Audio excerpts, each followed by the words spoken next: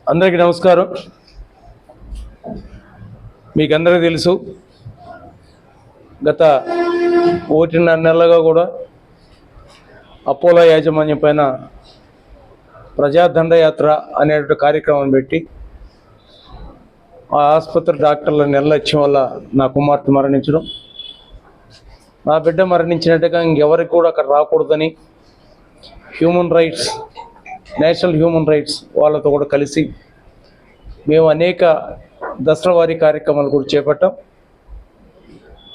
అందులో మొదటగా ప్రజాభిప్రాయంలో భాగంగా చిత్తూరు నగరంలో ఇప్పటికే దాదాపు 7 సెంటర్లలో సంతకాల సేకరణ కార్యక్రమం,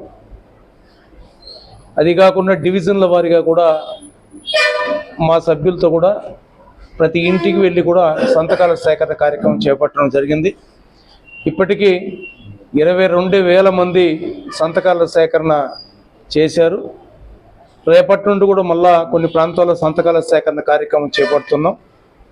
సరే, మేము చేస్తున్నటువంటి నిబద్ధతతో నిజాయితీ నీతిగా చేస్తున్నటువంటి కార్యక్రమానికి కొంతమంది ప్రత్యక్షంగాను, చాలామంది పరోక్షంగాను, చాలామంది మేము కార్యక్రమం చేపట్టిన తర్వాత అపోలో హాస్పిటల్ యాజమాన్యంతో జరుగుతున్నటువంటి ప్రభుత్వ ఆసుపత్రిలో ఎన్నో రకాలుగా బాధలు పడినటువంటి బాధితులందరూ కూడా మా దగ్గర ఓరల్గా, వీడియో పరంగా, వ్రాతపూర్వకంగా కూడా అనేక ఫిర్యాదులు కూడా మా కమిటీకి అందజేసి ఉన్నారు.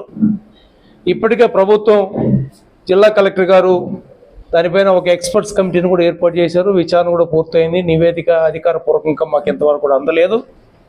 అందుతుందని ప్రభుత్వ పరంగా ఎదురు చూస్తున్నాం.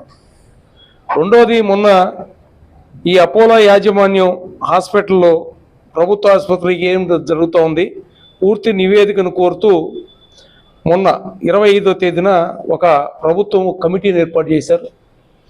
Doctor N Ramesh joint commissioner, అదేవిధంగా రమేష్ కిషోర్ డిప్యూటీ కమిషనర్, శ్రీమతి పద్మాకుమారి, అదేవిధంగా విజయభాస్కర్, సందీప్ రెడ్డి అనేటువంటి వాళ్ళతో 5 మందితో కూడినటువంటి ఒక ఉన్నత స్థాయి కమిటీని ప్రభుత్వం ఏర్పాటు చేసింది. సెకండరీ హెల్త్ డైరెక్టర్ గారు అపాయింట్ చేశారు. వీళ్ళు 3వ తారీఖున అపోలో హాస్పిటల్కు విచారణ నిమిత్తం వస్తున్నారు. అంటే మేమేమంటున్నామంటే, దీనిపైన ఇంకా కార్యక్రమం ఉధృతం చేయాలి, నిజానిజాలు వెలుగు తీసుకురావాలి. పిల్లలు ప్రాణాలు పోవడమే కాదు, అక్కడ పోయినటువంటి అక్కడ పీజీ స్టూడెంట్సో లేదా హౌస్ సర్జన్సో వాళ్ళు చేసేటువంటి జూనియర్ డాక్టర్ వల్ల చాలామంది ప్రాణాలు కోల్పోయే ప్రమాదం ఉంది. అందుకు ప్రత్యక్ష నిదర్శనం నా కుమార్తె. చరిత్ర కలిగినటువంటి చిత్తూరు ప్రభుత్వ ఆసుపత్రి, కుప్పం నుండి నగిరి వరకు ఈ 7 నియోజకవర్గాల్లో కూడా మిళితమైనటువంటి పిహెచ్సిలు కానీ, కమ్యూనిటీ హెల్త్ సెంటర్లు కానీ, అక్కడ ప్రాథమిక చికిత్స అందిన వెంటనే రెఫర్ చేస్తారు జిహెచ్సి గవర్నమెంట్ హాస్పిటల్కి. అంటే ఇంత చరిత్ర కలిగి, వందలాది సంవత్సరాల చరిత్ర కలిగినటువంటి చిత్తూరు ప్రభుత్వ ఆసుపత్రిని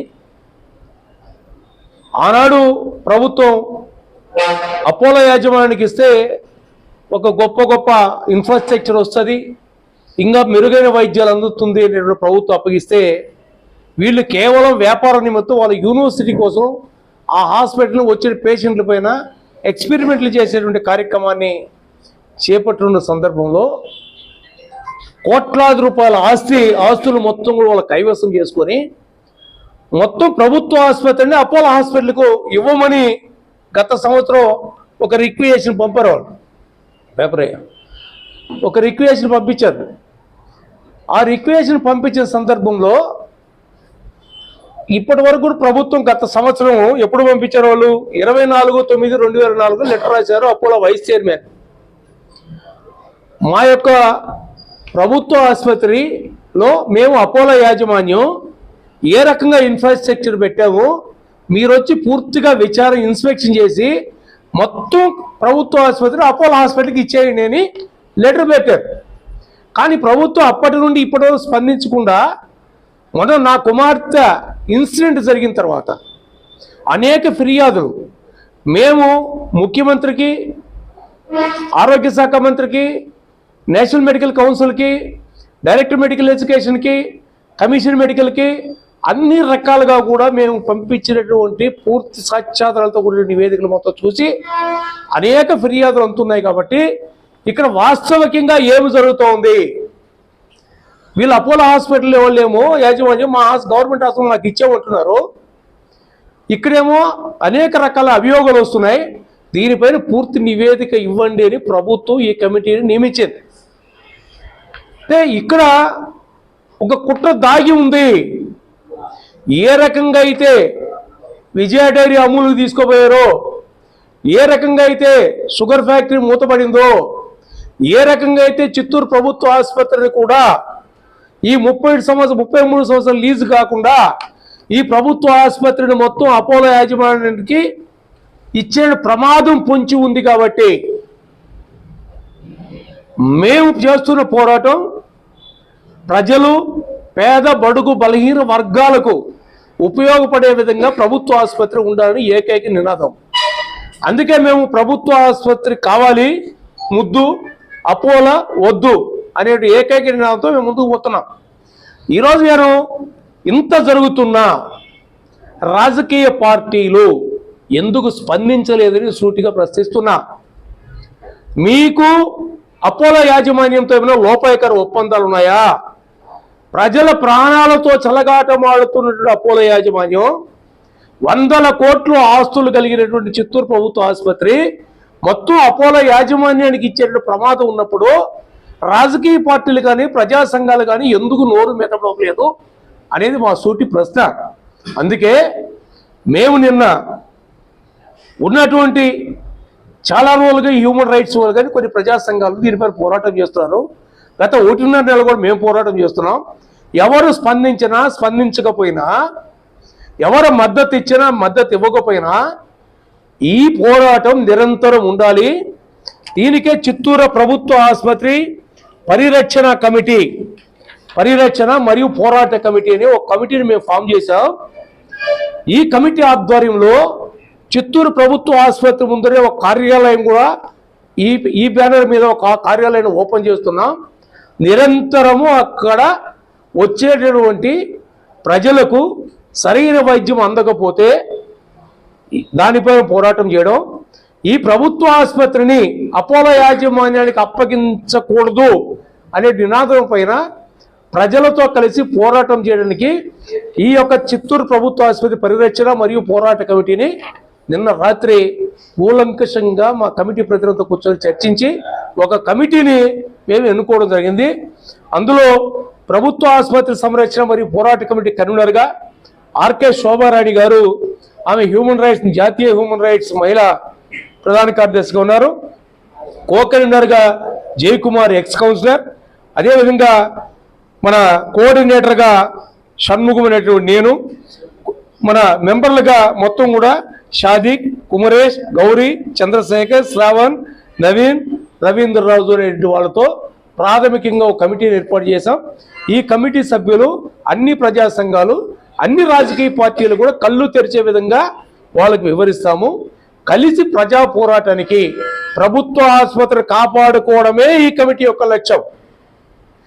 ఈ అపోలో యాజమాన్యం రేపు కమిటీ వస్తుంది కాబట్టి ఆ కమిటీకి కళ్ళకు కనిపించే విధంగా వీళ్ళు చేసిన నేరాలు, ఘోరాలు సాక్ష్యాధారాలతో కూడా ఏదైతే వీళ్ళు MOU ఆనాడు ప్రభుత్వంతో కుదుర్చుకున్న ఒప్పందాల ప్రకారం ఈ ఒప్పందంలో ఏమేమి ఇన్ఫ్రాస్ట్రక్చర్ ఆ గవర్నమెంట్ హాస్పిటల్లో ఉండాలి, ఇప్పుడు ఉందా లేదా, వాళ్ళు కమిటీ వచ్చినప్పుడు షో చేసి అక్కడ ఏదో కొత్త పెళ్లి కూతురు తయారు చేసినట్టుగా పాత గోడకు సున్నం కొట్టినట్టుగా కొట్టి అక్కడ వాళ్ళకి ఏదో రకంగా మభ్యపెట్టి చూస్తూ ఈ మొత్తం నివేదికలు తీసుకుని వాళ్ళకి అనుకూలంగా రాసుకునేటువంటి విధంగా జరగకుండా ఉండడానికి ఈ MOUలో ఉన్నటువంటి దాన్ని మీరు సక్రమంగా చేస్తున్నారు లేదని నేను ఇప్పటికే సమాచార హక్కు చట్టం కింద 22 ప్రశ్నలతో ప్రభుత్వ ఆసుపత్రి సూపరింటెండెంట్ గారిని అడగడం జరిగింది. రేపు కూడా మా దగ్గర వీళ్ళ ఒప్పందం ప్రకారం ఎన్ని కొత్త బిల్డింగ్లు కట్టాలి, ఎన్ని ఇన్ఫ్రాస్ట్రక్చర్లు, ఏమేమి ఇన్ఫ్రాస్ట్రక్చర్ పెట్టాలి అనే విషయం పైన కూడా మా దగ్గర పూర్తిగా ఆధారాలతో కూడినట్లు వాస్తవాలు ఉన్నాయి. ఈ వాస్తవాల మొత్తం కమిటీ ముందర పెడతాం. ఆ కమిటీ పరంగా ప్రభుత్వ పరంగా ఏదైనా ప్రభుత్వ ఆసుపత్రిని అపోలో యాజమాన్యానికి ఇచ్చిన కుట్ర జరిగితే దాన్ని ఏ రకంగా అడ్డుకోవాలనేది ఈరోజు ప్రజలందరూ కూడా స్వచ్ఛంద సంఘాలు కానీ ప్రజా సంఘాలు కానీ రాజకీయ పార్టీలు కూడా ప్రభుత్వ ఆసుపత్రి అపోలో యాజమాన్యానికి అప్పగిస్తే ఈరోజు ఈ చిత్తూరు నియోజకవర్గంలో జిల్లాలో ఉన్నటువంటి రాష్ట్ర ముఖ్యమంత్రి సాక్షాత్ ఈ చిత్తూరు పార్లమెంట్ కుప్పం నియోజకవర్గంలో ప్రతినిధిగా ఉన్నారు. ఆయన దగ్గర నుండి ప్రజాప్రతినిధులందరూ కూడా ప్రజలకు సమాధానం చెప్పాల్సిన అవసరం వస్తుంది. దయచేసి ప్రజాప్రతినిధులకు ప్రజా సంఘాలకు అన్ని రాజకీయ పక్షాలకు రాజకీయ పార్టీలకు అతీతంగా మా పోరాట కమిటీ తరఫున ప్రార్థిస్తున్నాం. ఇప్పటికే చాలా నష్టపోయింది చిత్తూరు జిల్లా కేంద్రం. ఈ ప్రభుత్వ ఆసుపత్రి కూడా కార్పొరేట్ సంస్థలను తీసుకుపోతే పేద ప్రజలు పడుగు బలిగిన వర్గాలు ఏ ప్రభుత్వ ఆసుపత్రికి సరిదాపులో ఉంది. ఉన్నటువంటి వాళ్ళు ఏమో రైల్వేలో సిఎంసీకో ఏదో అపోలో హాస్పిటల్కో వేరే హాస్పిటల్ పోతారు. పేద ప్రజలు ఎక్కడికి వెళ్ళాలి? ఆ పేద ప్రజల యొక్క వైద్య ఆరోగ్యం ఎవరు బాధ్యత వహిస్తారనే విషయం పైన ఈరోజు అధికార పార్టీ కానీ పాలక పార్టీ ప్రతిపక్ష పార్టీలు ప్రజా సంఘాలు ముక్త కంఠంతో దీన్ని వ్యతిరేకించడానికి రేపు 3వ తేదీ వచ్చే కమిటీ ముందరకి మీ అందరూ కూడా వచ్చి వాస్తవాలు మాకు సంఘీభావం తెలిపి మద్దతు ఇవ్వాలని పత్రికా ముఖంగా నేను విజ్ఞప్తి చేస్తున్నాను.